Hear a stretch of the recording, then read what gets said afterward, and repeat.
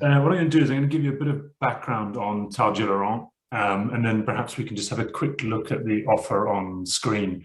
So this is a family business based in a town called Lumerin, which is actually in Provence. So they're in southern France.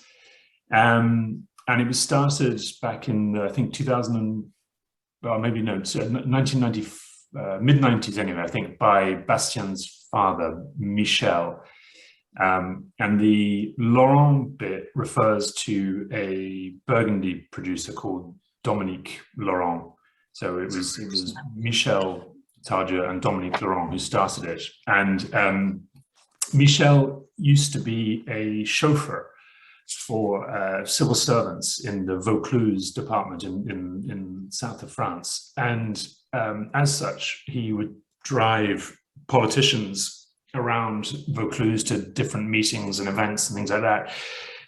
So he knew the landscape extremely well by following all the small roads and what have you. But he also had a huge amount of time spent waiting, just as he was waiting for these politicians to finish their speeches or meetings. And he was already very interested in wine by this stage, but spending all this time twiddling his thumbs, he put it to good use and became more and more passionate about wine. And decided to launch a business with this guy, Dominique Laurent, which was basically to source plots of very old vines from really outstanding growers throughout the Rhone Valley. So from the very northern part of the valley in Côte-Rôtie, right down to the southern bit, Châteauneuf-du-Pape, etc.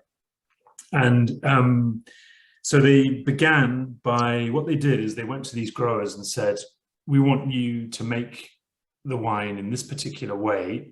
And once the wine has finished its alcoholic fermentation, we're going to bring you our own barrels. And these were barrels that actually Dominique Laurent, he has a small cooperage that they developed themselves, a particular profile of wood. And they put the barrels into the winemakers' cellars, and they were filled with this custom-made wine. And then the wine would stay there until the following January, so made in September, and then stayed in the cellars until January, at which time Tardieu-Laurent would come along, pick up the barrels, and drive them back to Lumerin, where they have their main aging cellars, and the wine would continue to age there. And quite quickly, they got known as being something quite different. This was a business that had at its source incredible access to amazing vineyards and old vines. But back then, the aging was quite ambitious, because Dominique Laurent became known for doing something that was called 200% new oak, which was basically the wines went into new oak, and then when they arrived into Lumerin, they went into another new oak barrel. So they spent a long time in new oak. So they were quite striking when they were bottled, but obviously quite oaky. Anyway, in the early 2000s, Michel and Dominique started to see things differently, particularly in terms of the aging, and so they went their separate ways. Dominique Laurent still has a business in Gevrey-Chambertin, but today Tardieu-Laurent is purely run by the Tardieu family. And I think one of the big gear changes for the business was when Michel was joined by his son Bastien, who's probably mid to late 30s, and he's a qualified enologist who trained in Burgundy, and he came to work with his father. And I think he had a slightly different vision on how the wines should be made, and particularly the aging. So the sources of the grapes have remained, but what's changed is that they have used much less new oak now. So they still put their barrels into the wineries where the wines are made. They're still collected the following January, and they spend approximately 8 months in barrel, but less new oak. And then the big change is that for the second part of the aging, they now go into large casks of Austrian oak, made by probably what's considered to be the best producer of oak casks, of these large oak casks in the world, which is called Stockinger. And I've been, as most of you know, I've spent most of my career specializing in wines from the Rhone Valley, and now have a vineyard there, and so I know the place pretty well. I reckon that Tardieu-Laurent produce, probably, they are absolutely amongst the very, very, very, very best wines I've ever tasted from the Rhone Valley. Harriet and I did a tasting with Bastien online at the end of last year, and I think every wine, bar none, was just exceptional. And this ranges from Southern Rhone all the way through to the very top of the Northern Rhone. They are exceptional examples of each appellation. And I think that what this shows is that grape growing and winemaking is a multidisciplinary activity. You've got to be, if you want to be really, really good, you've got to be outstanding at growing grapes, you've got to be outstanding at making wine, you've got to be also very good at selling it. And what the Tardieu family are really good at and exceptionally good at, is the aging of wine, and picking out exceptional lots and producing it in a way that just is, I think, makes some of the finest and most elegant. And also, we'll see when we look at each wine, the alcohol levels on the wines are really, every wine's fresh. There's nothing at 15%. They're all 13.5, 14%. So thanks for putting that up, Harriet. So this is the offer. So Harriet and I made a selection of the wines. So you're going to have an introduction to who they are. Georgie did an amazing job. It is beautiful. Cracking job. And then some press reviews. This is interesting, yeah.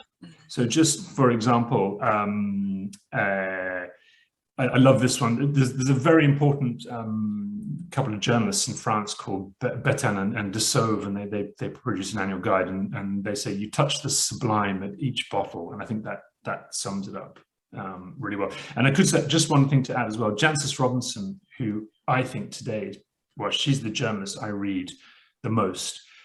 I think Tardieu-Laurent is the only Rhone producer I know where she makes a point of tasting all their wines every year in isolation. That's how highly she rates them. There's a really good article actually on the website. I'll send you all to. I have a login, so I'll copy and paste it and send it out. All about what they're doing there recently. So it's really exciting. So that's Lumarin, where the wines are aged, and these are the casks that I'm talking about. So they are, generally speaking, they contain 2,000 liters. So whereas the barrels you see there are 228 liters. So the idea of the larger barrel is you get less wood to wine. So there's a less obvious impact from the wood. And the shape, the oval shape, sorry, just very quickly, the oval shape is important because it means that the sediment that's created from the wine sitting there and settling goes up the sides of the cask. And so there's more wine in contact with the lees than they would be in a barrel where they tend to sit in the bottom. Okay, so the range. So the whites, we have a Côte de Rhône. Now, the thing about it is called Noble Origine, and this is important because if you read the first sentence there, it's actually a blend of declassified wines from Cros Hermitage in the Northern Rhone, Lirac, Queyran, Vaqueras, and Rasteau. So they've basically taken some of the top cru wines in the Rhone Valley and blended it all together to make what's in theory a lower quality classification, but the origins of the grapes are so good. They put it like that. Then we have an old vine Châteauneuf du Pape, And then the next one I think is, for me, I'm going to help as much as possible to get this sold, because I think we'll be the only people in the market selling a Saint-Péray, and Saint-Péray is a horribly undervalued appellation in the Rhone Valley. So Saint-Péray is essentially the white appellation of Cornas in the northern Rhone. So it sits around Cornas and just a little bit to the south, and is Roussanne, Marsanne based wines, and it has a freshness and an elegance that is just absolutely sensational. We might have to change the southern Rhone to the northern Rhone, Georgie. Oh yeah. Sorry on that, and the Saint Joseph. Yeah, and the Saint Joseph as well. Actually, yeah, that's our fault, Georgie. Yeah. Now, and again, Saint Joseph white. Harry, you were saying you were tasting that? I had that last night. It's utterly delicious. It's just, it's actually more about the texture of the wine. I think he gets such a lovely weight, but with a freshness, and just the aromatics in it were just, the Roussanne really comes out. And I think in the Saint-Péray, like I was just looking at the Marsanne is 100-year-old vines. You know, the concentration and complexity you're getting from those older vines. And what I love about this, because Rhone, I'm not an expert. I enjoy it, but I'm learning more and more through Simon. Thanks, Simon. But you look at a Côte de Rhone noble origin, you think, oh, it's just a cheap blend. But I didn't appreciate it till I tried the Saint Joseph red, which I normally think is kind of a more ordinary Northern Rhone Syrah, but he picks the best origins for his wines for the final blend, and it is one of the most complex Syrahs I've ever had in my life, and that's because of the fact he has the freedom to go and choose from different barrels from different producers all around. And as Simon said, because of the longevity of the relationships with his father, through his father with these producers, before the Rhone became famous, before people wanted really special Syrah, he's managed to retain those allocations from the top producers. So where the wines are coming from is sometimes some of the best producers in the Rhone, but obviously we don't find that out because of this long-standing relationship. I do know who some of them are, by the way. Yeah. And I know through my relationships with the growers that they sell to the Tardieux, and these are people. Some of them are people we already work with. Yeah. So the sources are absolutely impeccable. Yeah. No, it's really, really exciting. Here, I'm going to go right. Sorry, I'm being. Debbie's not doing her job here. Yeah. And then to finish up in the whites, we have Hermitage Blanc. So that the Hermitage being probably the greatest of all Rhone appellations. I mean, it's funny when you taste, like whenever I taste Côte Rôtie next to Hermitage, I love Côte Rôtie, absolutely love it. But Hermitage has another dimension to it. And that goes for white and red. So the Tardieux give it an extra year aging. That's why it's a white from 2019. Just so you can just see the alcohol levels there. So even in the white, the Côte de Rhone is 14, and then even the Châteauneuf-du-Pape is only 13.5. Saint-Péray 13.5, Saint Joseph 13. These are not 13.5 for the Hermitage. These are not big rich wines. And sorry, just one thing to say, Harriet. And you say some of you may not be familiar with who Jeb Dunnock is, but Jeb Dunnock, before Robert Parker retired from the Wine Advocate, he stopped doing some areas, and Jeb Dunnock was the person that he chose to replace him in the Rhone Valley. And he stayed with the Wine Advocate for a while, but has now gone out on his own. He's considered to be, I think, certainly in the United States, the foremost expert on the Rhone in terms of journalists. Then in the reds, so the reds, we've got the aging thing here is again a little bit different. So we start with the Côte de Rhone Cuvée Spéciale 2019. This comes from a parcel just next to Châteauneuf-du-Pape, and is the closest thing I can imagine to Southern Rhone Pinot Noir. It has just an incredible, in French they have an expression saying ça pinote, which means it has these aromas of Pinot. And it's just a beautifully, beautifully delicate Côte d'Rône. The Gigondas Vieille Vigne, I put my hand on my heart and say it's the best Gigondas I know, bar none. Beats all the other ones we have on our list, and it's just an exceptional wine. The Rasteau, okay, 2018 Rastos, because Rastos are very hot appellation in the south. It needs more time aging, hence we're on the 2018. And same goes for the Bandol. As Bastien said to Harriet and myself, Bandols need time.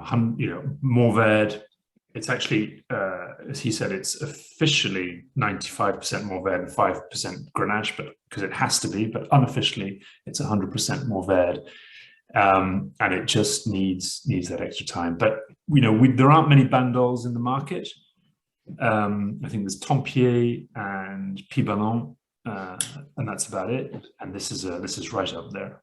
It's so special, that wine. It's really, really, obviously it's exceptionally young at the moment, but just the layers of complexity and that sort of meaty richness that you get from Mourvèdre. If anyone is a fan of Mourvèdre and Bandol, this is just off the charts amazing. Yeah, really exciting. Oh, sorry, I got waylaid by chat. Hold on. There we go. And then, unfortunately, we couldn't get. We wanted to get the Crow's Hermitage Vieille Vigne, which I thought was possibly the best wine of the whole thing, but unfortunately he sold out. So, but we have this Saint Joseph Vieille Vigne, and his selection of old vines comes from both the north. So just remember that the thing about Saint Joseph, it's a very long, very narrow appellation that covers about 40 kilometers from north to south. So the difference of the grapes that are grown in the north between those in the south is quite significant. And Bastien's version comes from both the northern part, Chavanais, and the southern part, Mauve and Saint-Jean-de-Musol. And this, for me, I guess in the reds, if I could have any of these wines, I think I'd probably go for the Saint Joseph Vieille Vigne. Yeah. It's as good, easily as good as the Cuvée du Papy from Domaine du Montier, if not better. It's amazing. I gave it 19 points, Simon. Oh, did you? Okay. Yeah. Okay. Right. Yeah. My tasting note is suitably sort of like full of big words, so I was obviously highly impressed and just enjoying the wine too much. And then to finish again, we finish with a big bang with the Hermitage, the red Hermitage, so 100% Syrah, sourced from 4 different parcels on the hill of Hermitage, and again just a brooding wine that's going to need time aging, but will really reward people who are happy to invest in it. It's a sensational bottle. I couldn't get over how it was really aromatic. It had sort of orange blossom, and it was just jumping out of the glass already. That actually got 19 plus, by the way. Yeah. So look, there they are. So that's young Bastien and his sister Camille, and then the parents.